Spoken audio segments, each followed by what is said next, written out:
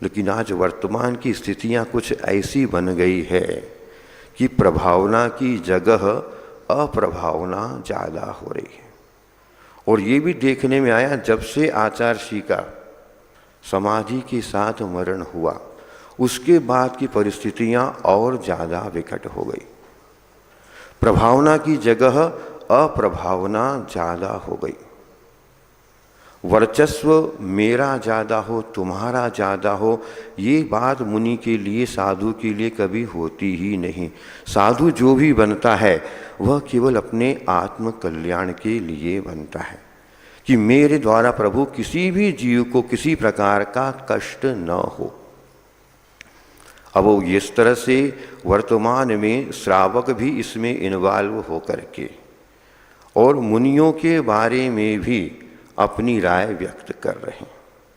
जिन्होंने जीवन में कभी संयम का स्वाद नहीं चखा वे संयमी के लिए अब उपदेश देने के लिए तैयार हो गए कि किस प्रकार का साधु होना चाहिए। साधु की परिभाषा क्या है? सर्वार सिद्धि में कहा है कि मुनि महाराज मौन रह कर के भी अवाक विसर्गम वपुषाम मोक्ष मार्गम निरूपयंतम, जो मोक्ष मार्ग को निरूपित करते हैं केवल अपनी देह के माध्यम से, कि इन्होंने जो देह के माध्यम से जो बाहरी वेश धारण किया है वही उपदेश है। मौन रह कर के भी बहुत बड़ी साधनाएं होती है। यहाँ तक प्रश्न उठा दिया कि वर्तमान में जो आचार्य महाराज हैं उन्होंने आपके लिए किया क्या, क्या दिया समाज को। उनको ये सोचना चाहिए कि आज जो इतने सारी रत्नत्रय की जो भरमार भीड़ दिख रही है, रत्नत्रय के धारी दिख रहे हैं, ये किसकी देन है? ये दोनों आचार्य महाराज की देन है, जो युवा पीढ़ी को सबके सामने ला करके युवा अवस्था में प्राय बोलते लोग ये कुछ बोलते नहीं, मौन है, इन्होंने जीवन में कुछ किया नहीं। ध्यान रखना, पद उसी को मिलता है जिसने जीवन पर्यंत अनुशासन के साथ रह करके गुरु की आज्ञा का हमेशा पालन किया। कभी भी नज़र उठा करके उन्होंने नहीं देखा। 40 साल जीवन में हमने देखे गुरु जी के पास जब रहे, 30 साल, उस समय जो बड़े हमारे महाराज थे, आचार्य महाराज जो वर्तमान में हैं, चूँकि संघ में जितने भी ब्रह्मचारी वगैरह आते थे, कोई भी आता था तो वे अध्यापन का कार्य आचार्य महाराज भी करते थे और संस्कार देने का काम हमारे ज्येष्ठ महाराज करते थे। चेतन कृतियों को गढ़ने वाले हैं, क्या नहीं किया उन्होंने? अनेक चेतन कृतियों को सृजित कर दिया। और आज जो वर्तमान में प्रभावना करने वाले सब उन दोनों आचार्य महाराज की देन है जो आज हम यहाँ पर बैठे हुए हैं। उन्होंने जीवन में कभी भी आचार्य जी के सामने नज़र उठा करके नहीं देखा। सबसे आगे बैठते थे, शांत बैठते थे, कुछ भी हो जाए आचार्य जी उनको बुलाए या न बुलाए, कभी भी किसी काम में किसी प्रकार का कोई दखल नहीं। अपने धर्म ध्यान से मतलब, अपनी चर्या से मतलब, अपने नीचे निगाह के गए, उठे और आ गए। जो अनुशासन में रहते हैं उन्हीं को शासन करने का अधिकार मिलता है, यह ध्यान रखना। जिसने जीवन में कभी शासन अनुशासन का पालन नहीं किया हो उनको शासन नहीं सौंपा जाता। सौंपा उन्हीं को जाता है जो शासन अनुशासन के साथ रहते हैं। और उनको ज्ञात था गुरु महाराज को, जो गुरु महाराज पर उंगली उठा रहे हैं। क्या गुरु महाराज की दृष्टि में शिष्य नहीं थे? सभी शिष्य उनके पास थे, सभी समान होते हैं, लेकिन पद हमेशा योग्य को ही दिया जाता है। आचार्य जी का हाइकू है, दीक्षा ली जाती, दीक्षा ली जाती, पद दिया जाता। सो यथा योग्य, जो योग्य है उसी को पद दिया जाता है। और आचार्य महाराज को पद किसने दिया? किसी असंयमी ने नहीं दिया, सारे संयमियों ने मिलकर के कुंडलपुर में आचार्य महाराज को आचार्य बनाया। असंयमी भी बना सकते हैं। असंयमी के बनाने में और संयमी के बनाने में बहुत अंतर होता है। आचार्य महाराज ने कुछ तो योग्यता देखी होगी और ये पद उन्होंने आज नहीं, सन विदिशा में कब चातुर्मास हुआ था? 16 में, 14 या 16, जो मुझे याद नहीं, उसी बीच चातुर्मास में आचार्य महाराज ने 2 महाराजों के हाथ से प्रायश्चित ग्रंथ भेज करके अभी नवीन आचार्य महाराज के पास भेजा था कि आप इस व्यवस्था को संभालो। इस व्यवस्था को संभालने के लिए बहुत पहले ही उनको कह दिया था, लेकिन ये उनका बड़प्पन था, महानता थी कि उन्होंने कहा नहीं, मैं इसके योग्य नहीं हूँ। उन्होंने स्वयं अपनी योग्यता को होने के उपरांत भी उन्होंने कभी भी इसको स्वीकार नहीं किया। जब सारे संघ ने मिल कर दिया तो उन्होंने स्वीकार किया। पद कभी भी लिया नहीं जाता, दिया जाता है, और वो भी यथा योग्य दिया जाता है। इसीलिए आज जो अनर्गल बातें जो चल रही है, इसको सुन करके मन बहुत आहत है कि इस तरह से क्या प्रभावना होगी। चिरकाल हमको प्रवर्जित होकर के हो गए, उसके बाद भी अगर हमारी कसाय मंद नहीं होती तो उस मुनि पद का कोई मतलब नहीं। मुनि बनने का मतलब ही इतना है कि धीरे धीरे अपनी काय और कषाय दोनों क्रश होती जाए। क्रश करना ही हमारा मुख्य उद्देश्य है। किसी प्रकार से आज जो अप्रभावना हो रही है, इसमें कारण कौन? सबसे अच्छा होता है मौन। मौन के माध्यम से सारे रास्ते अपने आप खुल जाते हैं। जितना एक व्यक्ति बोलता है, दूसरा और बोलता है, तीसरा और बोलता है। आचार्य महाराज ने क्या क्या नहीं दिया? सभ्यता सिखाई, शालीनता सिखाई, मर्यादा में रहना सिखाया। इससे बड़ी और क्या सी सिखाएंगे तुमको? वचन भी बोलो तो कैसे बोलो? हित मित प्रिय बोलो, सभ्यता पूर्ण हो। मुनि के मुख से कौन सा शब्द निकलना उपयुक्त है और कौन सा अनुपयुक्त, ये साधु को ज्ञात होना अनिवार्य है। किन शब्दों का उपयोग हम कर रहे हैं, उन्हीं शब्दों के माध्यम से प्रभावना और अप्रभावना दोनों हो सकती है। प्रभावना भी उन्हीं शब्दों के माध्यम से होती है और अप्रभावना भी इन्हीं शब्दों के माध्यम से होती है। उन्होंने मौन रह करके हमको सबको सजित किया है, नवीन आचार्य महाराज ने भी। हाँ, आचार्य महाराज ने तो किया ही किया उपकार। उनके साथ प्रतीक छाया के रूप में रहने वाले बिना बोले सबको अध्ययन कराते थे और सबको अनुशासन का पाठ सिखाते थे।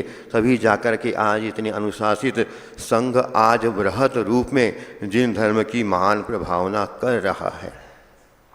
बोलने को बहुत लोग बोल सकते हैं, नहीं बोलते। आचार्य महाराज ने कभी सिखाया नहीं। आचार्य महाराज ने यही सिखाया, सब कुछ सहन करो, ये अपने कर्म का उदय है, इसको सहन करना अनिवार्य है। नहीं तो हम कहाँ जाएंगे? साधु होकर के अगर इतनी बार कसाय के साथ अगर काम करेंगे तो कभी भी हमारा निस्तार होने वाला नहीं है। इसीलिए अपने मन में हमेशा जिन धर्म की प्रभावना किस तरह से हो, इस तरह का पुरुषार्थ करना चाहिए। और जो अनर्गल प्रश्न करके साधुओं के बीच में जो डिस्प्यूट करने का काम जो करते हैं, उन लोगों को सामाजिक बहिष्कार करना चाहिए और उनके लिए क्षमा मांगना नहीं। क्षमा की कोई आवश्यकता नहीं। क्षमा उससे कहलवाई जाती है जिससे भूल चूक हो जाए। जो जानबूझ करके किया जाता है वो अपराध है, और जानबूझ करके जो अपराध है उसके लिए केवल दंड होता है, क्षमा की बात नहीं होती। वहाँ दंड के रूप में कार्य होना चाहिए। क्षमा भूल चूक से हो जाए, गलती से हो जाए, लेकिन जानबूझ करके जो करना, कसाय को भड़काने का काम करना और बाद में यह कहना कि अब स्वान और भोंकने वाले हैं। इतना कहने के बाद स्वान और भोंकने वाले, मतलब साधु भी अब स्वान हो गए, सत्य की प्ररूपणा करने वाले भी अब श्वान हो गए। तो धर्म की प्ररूपणा करेगा कौन? गणधरों से घिरे होना तीर्थंकरों की निशानी है, ध्यान रखना। जो बोलते हैं ना आसपास गणधर घूमते रहते हैं, गणधर उन्हीं के होते हैं जो तीर्थंकर होते हैं, उन्हीं के आसपास गणधर रहते हैं। वो गण का पोषण करने वाले होते हैं, गण को विच्छिन्न करने वाले नहीं होते। इसीलिए अपनी वाणी को भी मर्यादा के साथ। श्रावक भी है तो अपनी मर्यादा में रहे। किसको क्या उपदेश देना, क्या सजेशन देना, पहले जाकर के देखो तो कौन क्या कर रहा है, किस तरह उसकी चर्या है। अपनी चर्या के माध्यम से, प्राय आचार्य जी बोलते थे कि अपनी चर्या के माध्यम से ही उपदेश होना चाहिए। और जब भी कोई उपसर्ग परिसर आ जाए तो मौन रह करके सहना चाहिए। सहन करने में असंख्यात गुणी अपनी निर्जरा है और धर्म की महान प्रभावना होती है। हम सबका उद्देश्य जिन धर्म की प्रभावना है, न कि अप्रभावना। अब सोचो कि यदि सभी बोलने वाले, मतलब जो सत्य का प्ररूपण कर दे, हम बोल रहे हैं वह सत्य, दूसरा बोले है तो स्वान भोगता है, दूसरा बोले तो स्वान भोगता है, हम बोले तो सिंहनाद है। धर्म को, आगम को सामने रख करके ही कथन होना चाहिए। जो भी कथन होते हैं और जिसके पास जो योग्यता है उसको मिलेगा, उसके लिए प्रयत्न करने की आवश्यकता है ही नहीं। अगर अपने अंदर योग्यता है तो नियम है, दुनिया की कोई ताकत आपको नहीं रोक सकती कि आपको पद न मिले। अपनी योग्यता पद को आकर्षित करती है, न कि जनता का हुजूम। ये अपने को आकर्षित नहीं करता, अपनी योग्यता ही अपने को आकर्षित करती है। आचार्य महाराज ने पहले नवीन आचार्य महाराज को परखा भी, उनके साथ कुछ महाराज भी दिए और उन महाराज के साथ उनका बहुत सौंदर्य के साथ, समन्वय के साथ उनका आगे का काल व्यतीत हुआ। अपने साथ रहने वाले साधुओं के साथ अगर हमारा नहीं बनता है, फिर हम कैसे कह सकते कि हम जाकर के आगे सबको संभाल लें। संभालने की क्षमता भी उसी की होती है जो साधर्मी को भी साथ में लेकर के चले, जो साधर्मी को साथ में नहीं लेकर के चल पाए, साधर्मी ही टूट जाए तो वो अनुशासन क्या कर पाएगा। अनुशासन करने के लिए जो गुण बतलाए हैं आचार्य महाराजों ने बतलाए, वे सारे गुण हमारे भीतर होना अनिवार्य है। और यदि आचार्य महाराज को अयोग्य घोषित किया जाता है कि इनको ये पद ठीक नहीं दिया, तो सीधे ये आचार्य विद्यासागर जी महाराज के ऊपर आक्षेप है कि वे अयोग्य थे। उनकी योग्यता जग जाहिर है, विश्व प्रसिद्ध हैं वे, सारा विश्व उनके चरणों में दौड़ता है। अच्छे अच्छे व्यक्तित्व तो उनसे सलाह पाने के लिए लालायित रहे हैं। उन्होंने जीवन में आज तक किसी के लिए कुछ नहीं बोला। शरीफ लोग मुरव्वत में टूट जाते, जरा सा हो नरम लहजा, जरा सा हो नरम लहजा, जरा सा अपनापन, शरीफ लोग मुरव्वत में टूट जाते। मुरव्वत मतलब ठीक है, चलने दो, ये भी है, करने दो, यही कह करके क्या हुआ, शरीफ लोगों के ऊपर आपत्ति तभी आती है। इसलिए जो वर्तमान में बारूद के ढेर लगा रहे हैं उनको सोचना चाहिए अब ये ढेर लगाना बंद करे, क्योंकि इसके माध्यम से जो अग्नि प्रज्वलित होगी उससे कभी भी जिन धर्म की प्रभावना नहीं हो सकती। जिन धर्म की प्रभावना होने में हम निमित्त बने, यही हमारा सबसे बड़ा योगदान होना चाहिए। बारूद के ढेर लगाने की बजाय काश बारूद के ये ढेर लगाने वाले जमा फूल जो इतने कर लें तो दुनिया महके, दुनिया में खुशबू फैल जाए, जो फूल एकत्रित कर ले गुणों के, न कि दोषों के। बारूद के ढेर लगाने से कुछ होने वाला, हासिल होने वाला नहीं है। इसीलिए जिन धर्म की प्रभावना अपने निमित्त से किस प्रकार हो, यह हमेशा हमको भावना करते रहना चाहिए और उसकी योग्य पुरुषार्थ भी करना अवश्य चाहिए। इतना ही।